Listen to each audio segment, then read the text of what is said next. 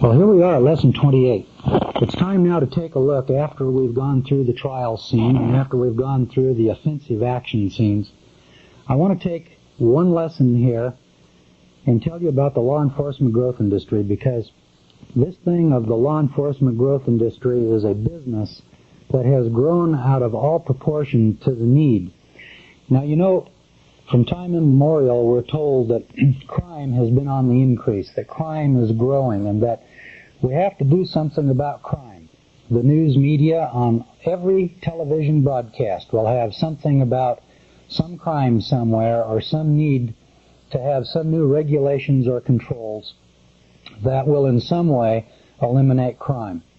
And I think it's time for us to take a look at what kind of a monster we're dealing with, so that when we get out into the courtroom and we get out into real life and we want to deal with that policeman who is, after all, a salesman for the law enforcement growth industry, we know how and when to buy his products and whether or not we want to buy the products of the law enforcement growth industry.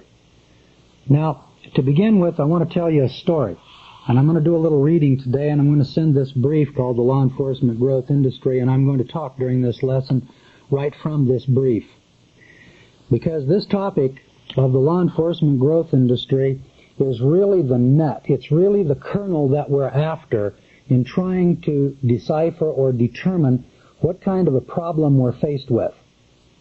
Because, you know, there was a time when we didn't have as much crime in this country, or at least as much advertised crime on television and in the newspapers as we have today. And it's the regulations and the controls and the laws that have been saddled upon us since about 1930 that most of us have our complaints with government over OSHA and the EPA. There was a time when there was no OSHA or EPA or regulatory agencies regulating trucks on the roads and driver's licenses. And I think it's time that we took a look and found out when did it start, for what reason, and of what benefit is it to us. If we're giving up our freedoms for regulations, is it because we're gaining something from it? What I'm trying to say is this: if we give up our freedom and we get a driver's license and we're regulated, do we gain some measure of safety or some measure of security from our fellow man by so doing? I contend that not only have we given up our freedoms and our rights, we haven't even gotten the security, that elusive freedom from whatever it is that we're fearful of, in return for the loss of our freedoms. So let me try to explain it like this. You know, in trying to appraise this issue of the law enforcement growth industry, or law enforcement in courts and prisons, punishment, crime, rehabilitation, the death penalty, incarceration, cruel and unusual punishment that we hear from time to time, and practically every day there's somebody on death row who, for one reason or another, has an appeal stayed with the Supreme Court, or that there's some new regulations going into force or effect, or some train has run off the track and some toxic chemicals have spilled on the ground. And for that reason, the government comes out and makes an investigation of one type or another. And then we need new rules and new regulations for whatever reason, you know, to prevent this new toxic waste spill, whether it's dioxin or whether it's a chemical company or whether it's Love Canal or whatever it is. And much has been written, and I suppose much will continue to be written about these subjects. But one point that all seem to agree upon is that crime is out of control and something has to be done about it. And this is the hue and cry of television and the government. You know, crime is out of control and we've just got to do something. So I want to address that subject with new matter, and I want to present to you a solution to the crime problem that will reward the victim, punish the wrongdoer, empty our prisons, cut out the overcrowding of the prisons that we have that cannot be emptied, eliminate involuntary capital punishment, and make the judicial system a self-supporting entity, and make the entire taxing cost for today's criminal justice system pay for itself in productive accomplishment instead of the incredible waste of our present human warehouses. And I can only say that warehousing people in prisons costs you and I a lot of money, doesn't do anything or damn little for the fellow that's in that prison. And it benefits the guards, it benefits the lawyers, it benefits the police, it benefits the judges and the defense attorneys who are going to make money and profit off of these people that are held in these warehouses. But for you and I, the average citizen out on the street, we not only are not getting more safety and security from all of this law enforcement, but in addition to that, it costs us about $15,000 a head for every person locked up in the penitentiary here in Idaho. And a friend of mine who is in the criminal justice system, works for the Bureau of Prisons in California, told me that a prisoner like Sirhan costs $30,000 a year to keep in the penitentiary, and it costs $22,000 a year for the average ordinary prisoner. Do you have any idea with that kind of money what you could do in the way of rehabilitation? Do you know a few years ago there was a company called Litton Industry, and I say a few years ago because I guess I'm old. It was about 1968 when I was working in California, that were paying $9,000 a year to take people from the ghetto, that is young people, 16, 17, 18 years old, over to Livermore, California, and to teach them how to paint curbstones and fire hydrants for $9,000 a year each. And it was also noteworthy that in 1968 you could have sent that kid to Harvard for $9,000 each. And if it costs $22,000 to put a man in prison for a year in California, I contend that we can send him to Brigham Young and turn him out a lawyer, a doctor, a dentist, or in some other productive capacity for a hell of a lot less.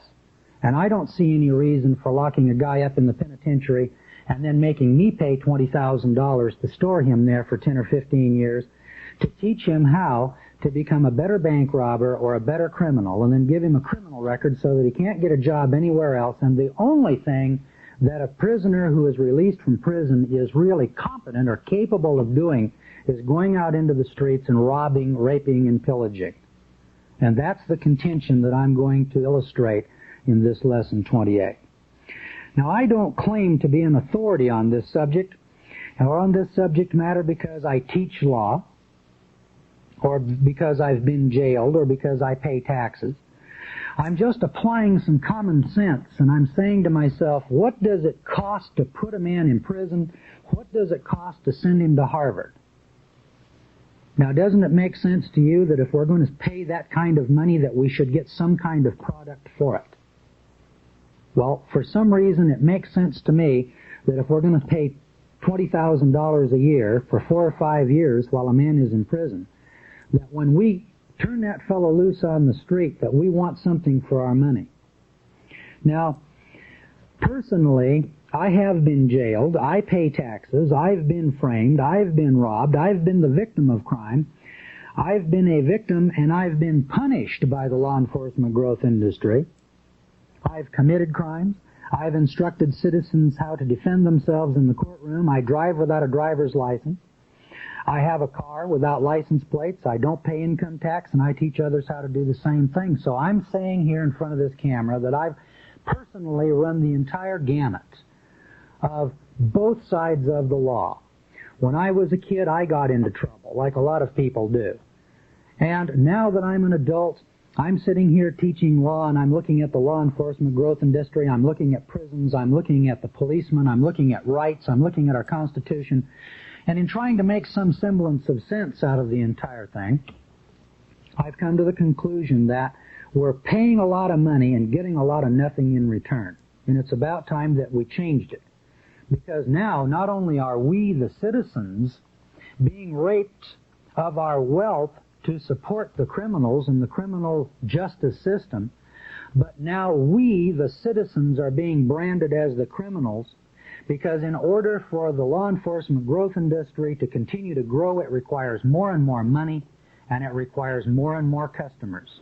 And so we have more and more laws in which we, the citizens, break more and more of these pecuniary regulations, and then we're hauled into the courtroom, branded as criminals, and are forced to pay exorbitant fines, and in some cases we're being sent to jail in the process. So I think it's time to expose this system of law that holds more people in jails than the Soviet Union. And we call America the land of the free and the Soviet Union a police state. But the facts tell us another story. I want to propose a solution that is simple and that at the same time will free us from this morass of crime and punishment of both nationally and locally. And I have a solution that I think will conform to our Constitution, and in fact I contend that our present system is flawed by numerous constitutional deficiencies that cause the guilty to go free, the innocent to go to jail, and spawns a system of recidivism and homosexual behavior in these prisons, and prisons that are in reality schools for crime, and they are not schools for rehabilitation. Victims lose their property, the criminals lose their freedom, the taxpayers lose their tax dollars to fund these human warehouses. The beneficiaries of this system are public defenders, lawyers, judges, jailers, prison guards, law enforcement agencies, and political administrations. And the beneficiaries are not the citizens and not those prisoners that are in those prisons. They live off of this morass of crime and punishment, and rarely do victims receive their property back. Rarely do prisoners go straight. Crime does pay, and it pays handsomely. And what is worse is that not only does the victim lose by having his property stolen, but he loses even more to the law enforcement growth industry to warehouse the thief. Now, before we get specific about some of these answers, I'd like you to take a look at the history of a real-life citizen who was victimized by the law enforcement growth industry. And I'm going to do this in order for you to see the effects of the law enforcement growth industry upon an ordinary businessman and the long-range effects that it has upon the ordinary citizens in our society and in our government. I'm going to call this businessman George. And the only real interest that George had in life was business. George liked to buy, sell, and trade. In fact, George was happy buying, selling, and trading, employing people, producing more than he consumed, and living his life in peace and quiet. In 1977, George operated a small manufacturing company employing about 20 to 30 people. The little company was a corporation and produced about $1 million a year in gross sales and paid about $200,000 a year in taxes to about 28 agencies of government, both local, state, and federal. The little company was new, and George was in debt and really struggling to make the company produce. An event occurred that year that changed George's life and may even change the life or the course of history and events in the state of Idaho. George will certainly never be the same hard-working taxpayer, employer, and producer of real wealth that he was in 1977, because there was an event that occurred that year that changed the course of his life that year and every year thereafter. Perhaps until he is dead and forgotten, life will never be the same for that businessman. The event and the man who engineered the event were not conspicuous at the time, but that man, by his official actions, created a constitutional alligator. He was an agent of our state EPA here in Idaho, and I'm going to call his name Jim. Jim is the man, and the event was a citation issued to George's small company for allegedly polluting the air.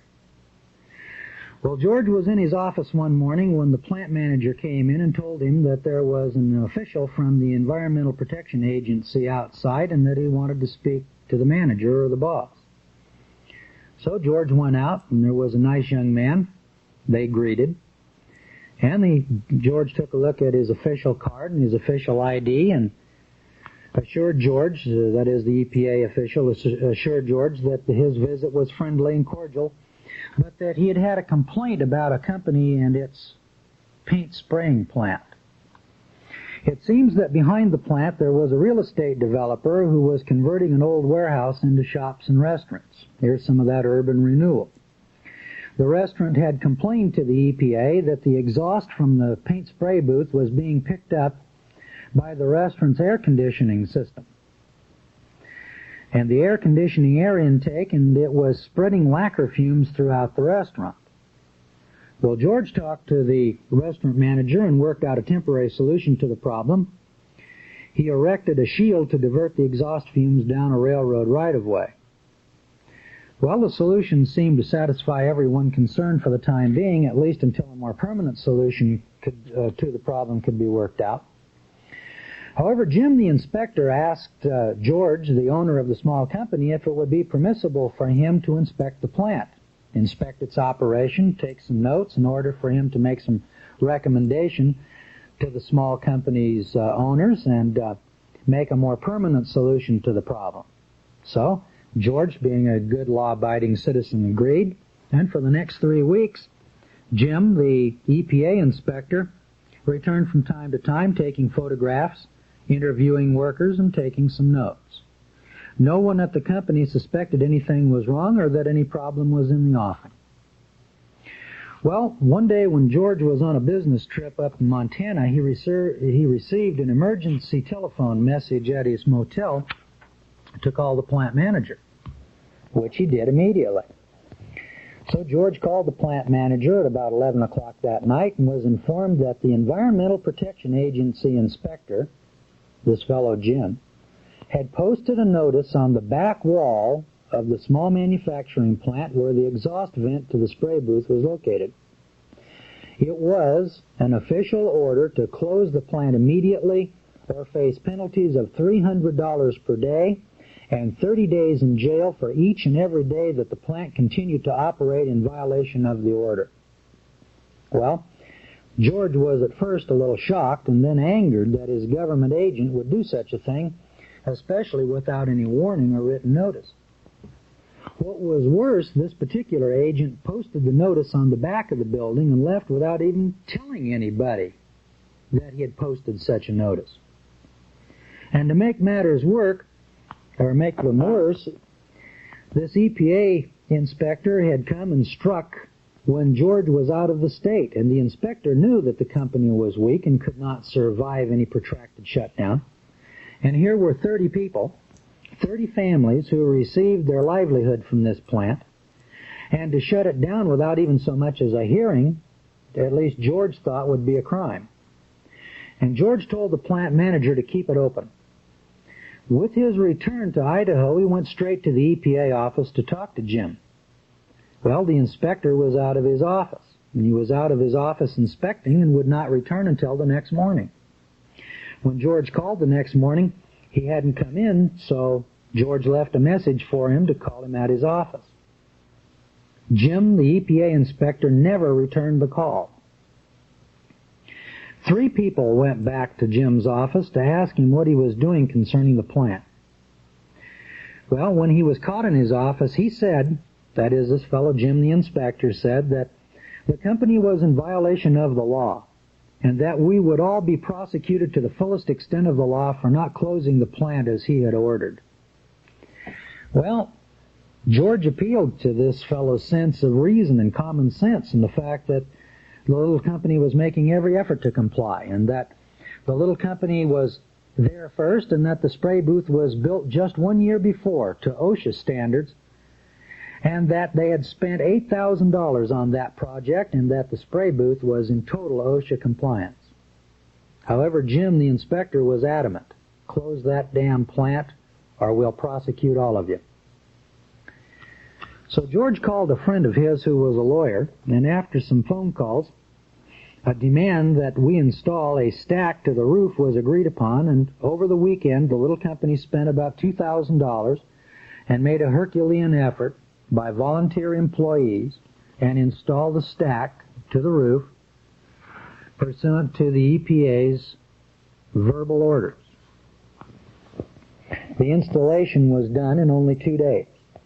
However, the inspector, Jim, refused to pass it for the reason that blueprints were never submitted to him for his approval prior to the construction, and therefore he could not approve the stack. The little company appealed to him for reason and common sense, and all to no avail. The little company's management pointed out that they had spent money to alleviate a problem for their neighbors, and that we had been there 6 years before the restaurant, and that they could move their air intake probably for less money than the little company could build its stack, and all to no avail. Well, shortly thereafter, a formal complaint was issued by the Ada County Prosecutor's Office for a violation of air quality standards. The management of the little company was arrested, booked, and tried for a criminal offense. At that point, George decided that something was wrong with the government. A government that was more interested in closing a company and putting people in jail than in solving problems that concerned 40 families who obtained their living from that little company. Well, George received all kinds of conflicting advice from lawyers, businessmen, bankers, and friends. Some said pay and shut up. Some said to plea bargain. Others said fight to the death. Well, when we made an overture to settle out of court, the prosecutor was adamant. No. Would you accept a $300 penalty and a plea of guilty, and now that it's all taken care of and that the stack is built, and here's your prosecutor saying, no, we're not going to do that. So, we prepared for trial. Now, at that time, George had a partner, and his partner was scared stiff. And George wasn't comfortable about the whole thing either. These criminal proceedings have a way of hurting morale of your employees, wives, children, and the accused. The prosecutor finally made an overture to us after 4 months of mental torture that was identical to the offer that we had made to him some 3 months previously. George thought that it was incredible that they would torture everyone for so long. That is, here's 3 or 4 months going by, to which criminal charges, facing 10 or 11 months in jail and fines of $3,000, and this is hanging over the managers of the company, like the sword of Damocles. And it's hanging over them for so long when the trial was only a week away, and then the prosecutor came to us with an offer to settle. My partner had had enough. In the meantime, he had sold his half of the business, and he was a nervous wreck. He was threatening to testify against me if I didn't take the prosecutor's offer to plead guilty. Do you see how friends can be turned against friends? We had a fight, and we haven't been friends since. So I decided that night that in this case I would accept nothing short of total victory or total defeat. There would be no compromise. And to this day I teach my students that principle. Total victory or total defeat. There is no way that this issue can be resolved this side of Washington, D.C.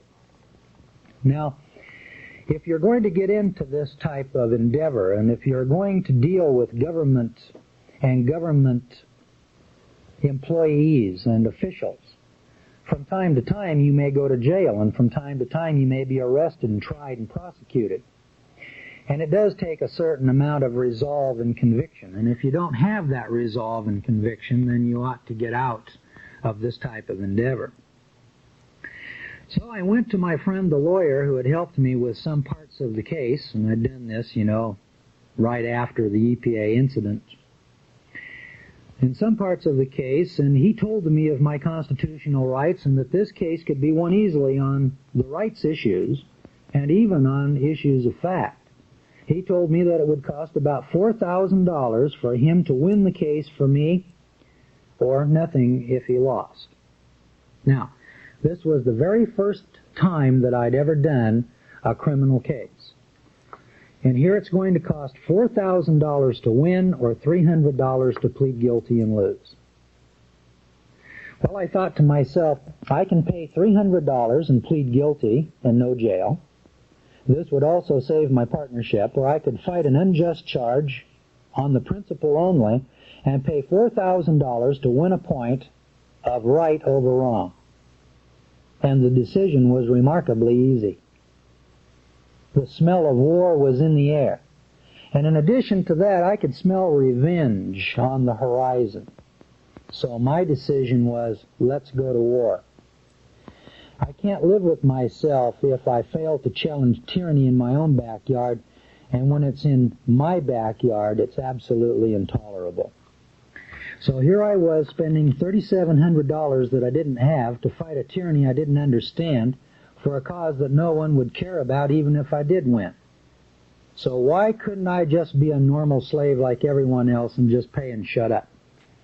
And other questions come to a person's mind when he gets involved in a battle like this, like, how will my company win if I go to jail? And how will I like jail? And how long will the judge sentence me to jail?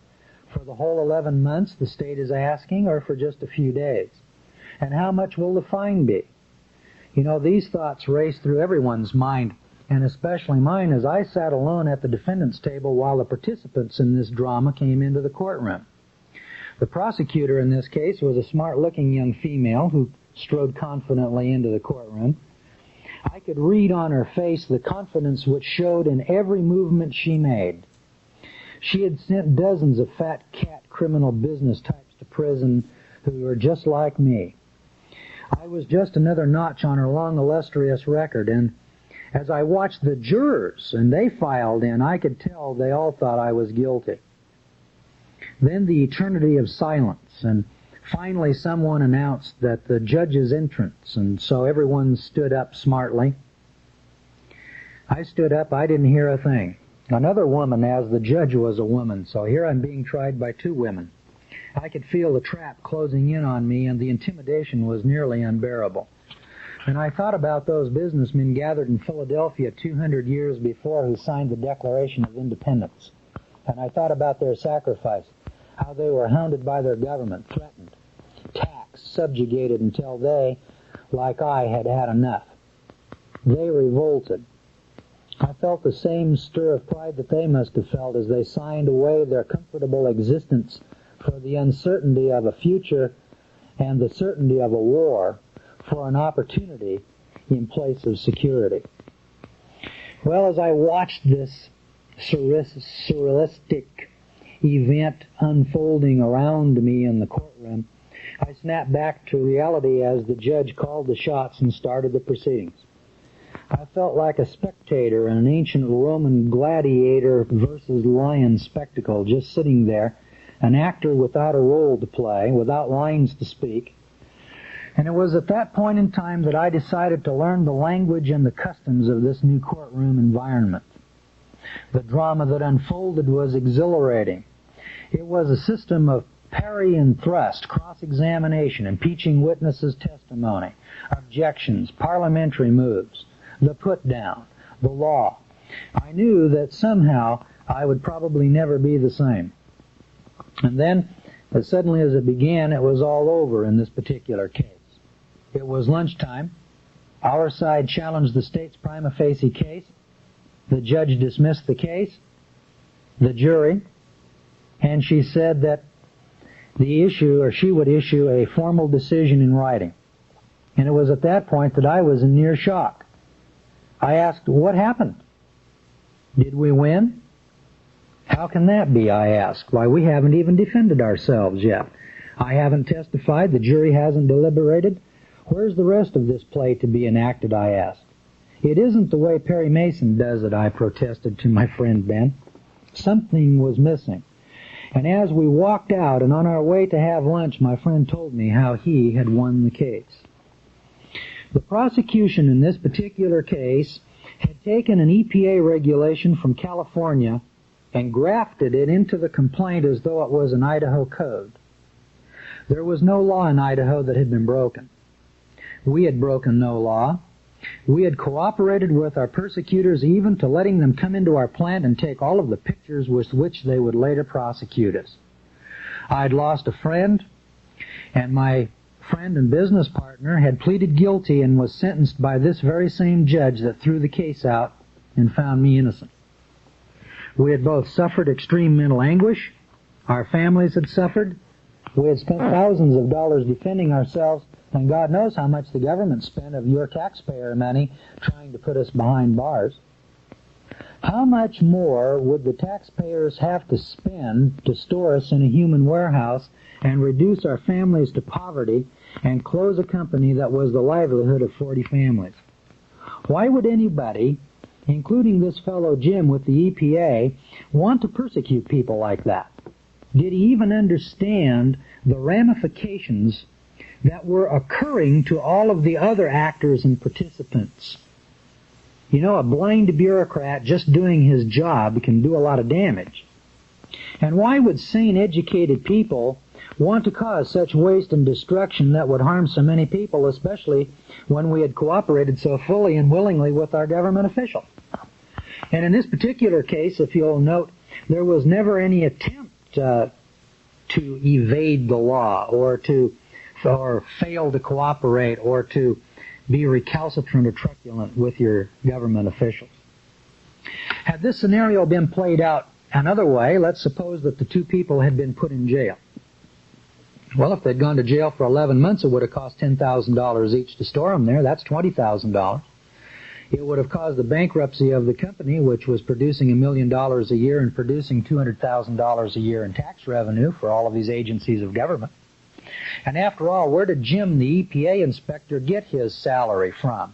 Wasn't it from the $200,000 a year in tax payments that were being made by the little company? And what were the objectives of the government and the EPA? Isn't it clean air? Or is it the closure of factories and plants? And why would we want to put 20 or 30 men out of work?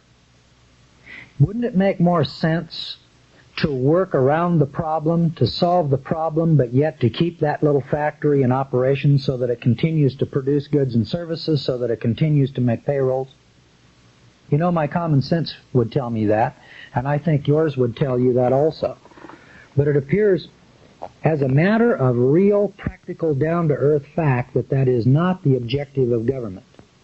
And if the objective of government then is, in fact, to close little plants and factories down and to put people on the unemployment rolls and to put people in jail, then we have to ask the question, why?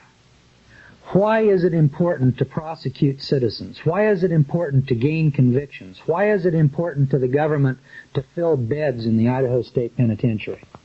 Why do we want anybody out there in the state penitentiary? Of what value is it? And especially in this scenario, of what value would it be to put these two businessmen in prison? Is that going to protect you or give you some greater measure of safety and security? Were these two businessmen any threat to you? Were they going to rape, rob, or pillage in the community? It was a crime, but who would be able or willing to do anything about it? That is, the closing of the little plant.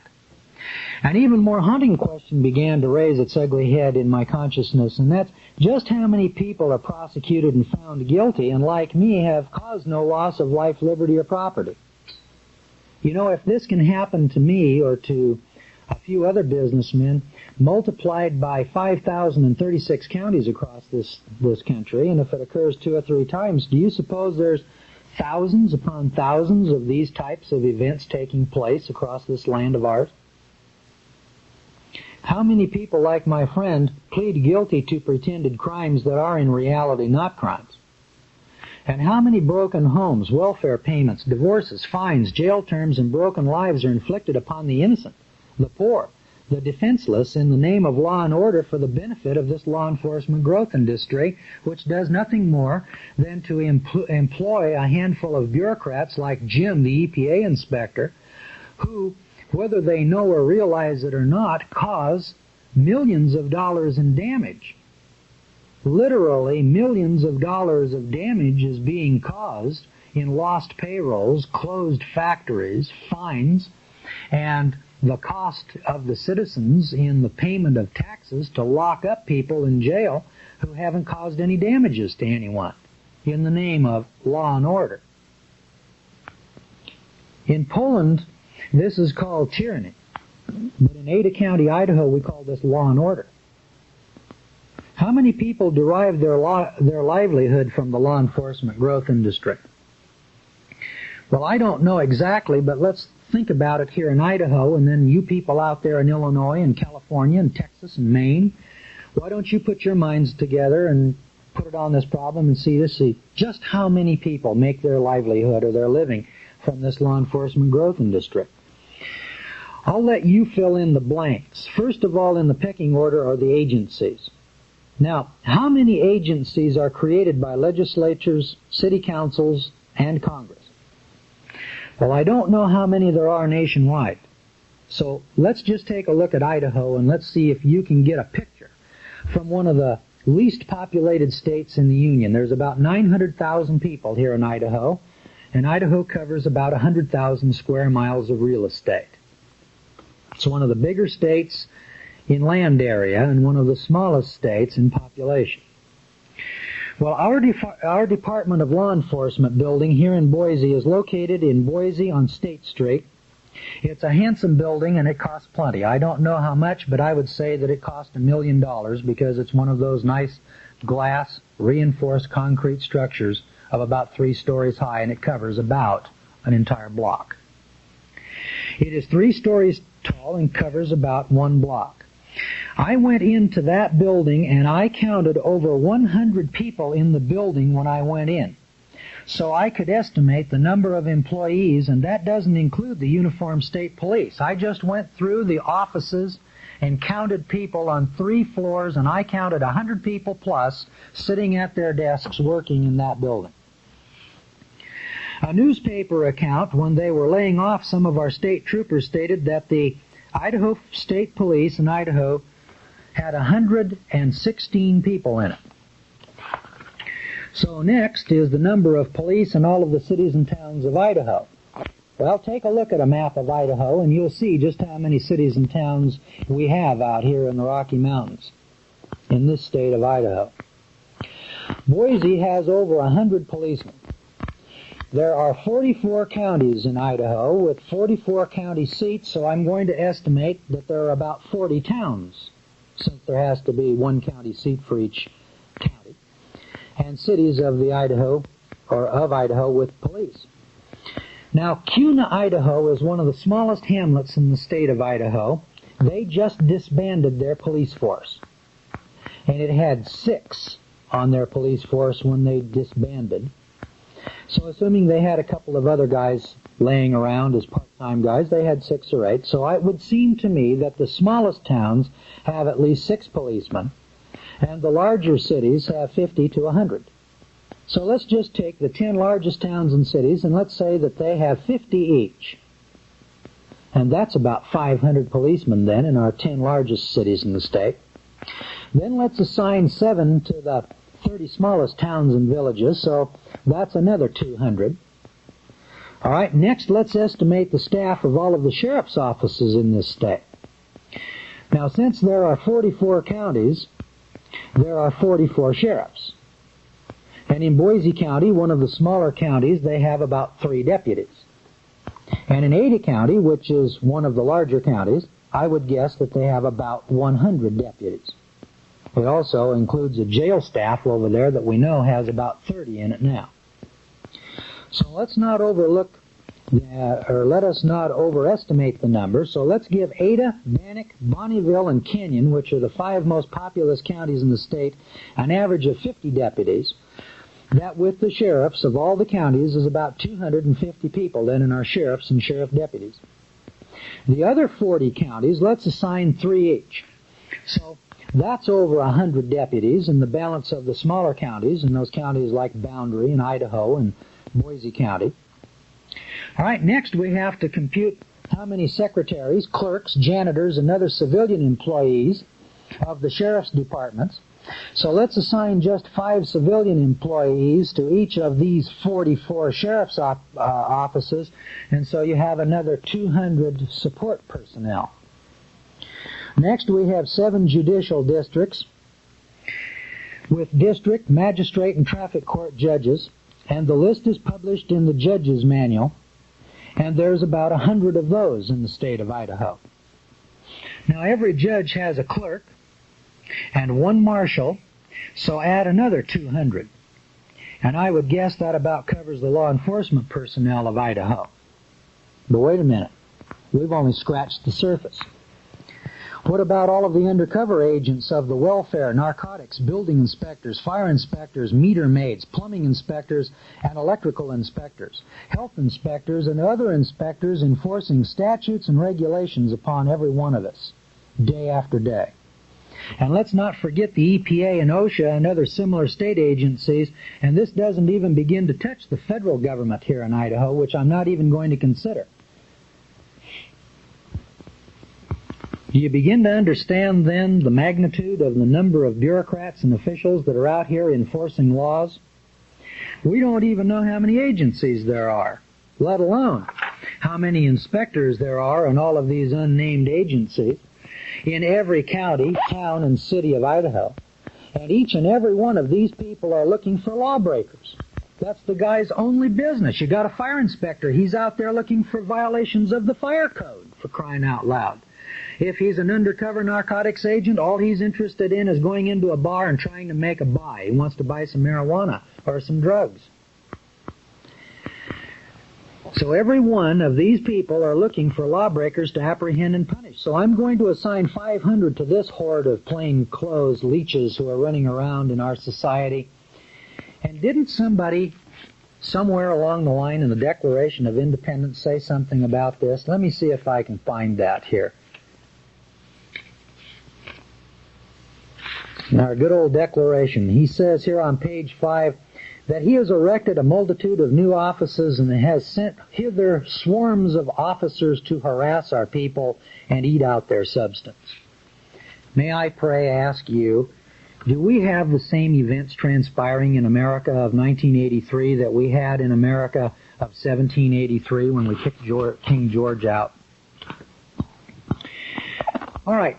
Now let's go on here by saying that to this horde of plainclothes personnel who are inspecting, enforcing, fining, and ticketing people for their errant behavior, and remember, any of these inspectors filing charges against any citizen can cause a man to go to jail or pay fines. You know, even a crummy building inspector can bring charges against you. There is one more small army of people in the law enforcement growth industry here who receive their incomes from law enforcement, and those are called the lawyers. Well, I went through the Boise City directory, that's our telephone directory, and I counted some 300 listed attorneys in Ada County, Boise City. That's one county. It happens to be the county seat of and the state capital, so I would assume that we're going to have more lawyers here in Boise. So if we take Idaho as a whole, and as a percentage of Boise's lawyers, we would conclude that there are probably about 1,200 lawyers in the state of Idaho. Now, that's a guesstimate on my part, and there may be more or less, but based upon what I see in our telephone book here, and granting that this county has many more lawyers than, say, Boise County or Canyon and others, percentage-wise, pursuant to the population, I'd say we've got about 1,200 lawyers now in our state of Idaho. And they all receive their incomes from law enforcement, either civil or criminal. So if we eliminate civil cases, and if we guess one half of the work is civil and one half is criminal, then you throw in all of the prosecutors and public defenders for good measure, we have about 1,200 lawyers. Lawyers have secretaries, process servers, stenographers, and other miscellaneous personnel for support statewide. I'd estimate another 200 for those, and I think that's very conservative. Last but not least is over here at the prison. We had our prisoners are warehoused and in need of another $37 million facility. That's what they're telling us here in Idaho, that we've got over, well, I think it's 800 or 900 people warehoused out here in our prison, and it's full, and we've got to have a new $37 million prison so that we can store more of these criminals. And they employ more guards and hire more police to catch them, judges to sentence them, and lawyers to defend them, and marshals to transport them, and on it goes. I wonder if it's our purpose to build a system of law and order until everyone is employed in law enforcement or warehoused in a facility somewhere. That is the business and customer relationship of the law enforcement growth industry. Law enforcement needs customers to justify their existence. So if everyone in the state of Idaho were to obey all of the laws at all times, over 2,500 people would have no reason to go to work tomorrow morning. Now think about that. If all of us, that is, we citizens out here, were to obey every law, rule, and regulation methodically, religiously, we'd have 2,500 people unemployed. And I wonder if those 2,500 people would then go to work to create some more laws, rules, and regulations with which they could then prosecute us, with which then to justify their employment. In order for Sheriff Palmer here in Ada County or any administration to justify his budget, he must show expenses to enforce that law. So we see every year a steady rise in crime and the law enforcement growth industry through the news media. And they, that is the news media, tell us the answer to increasing crime is more laws, more police, more prosecutors, more judges, and more money to combat crime.